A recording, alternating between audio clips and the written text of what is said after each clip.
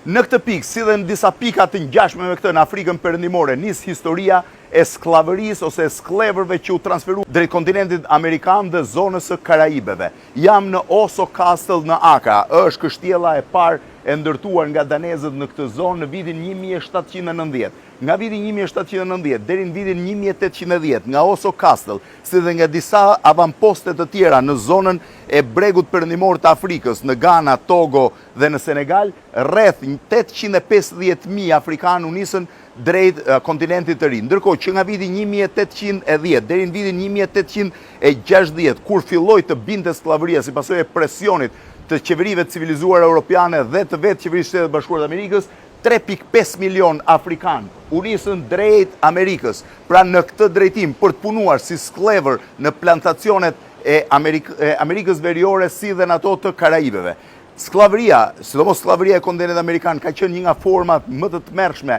dhe padyshim më të turpshme të historisë së njerëzimit. Njerëzit ose skleverit merreshin në këtë zonë të Afrikës, kryesisht nga betejat midis fisëve, silleshin në këtë kështjellë, kur mbylleshin për disa muaj, ndoshta edhe një vit, dhe më pas kush mbijetonte, sepse një pjesë e madhe vdisnin, ngjitej në anije dhe nisej drejt Amerikës. Pra pikërisht këtu, në këtë vend, ka nisur dhe merr udhë sklavëria e shekullit XIX, një prej historive më të turpshme të njerëzimit dhe natyrisht një prej historive që ende sot kujtohet.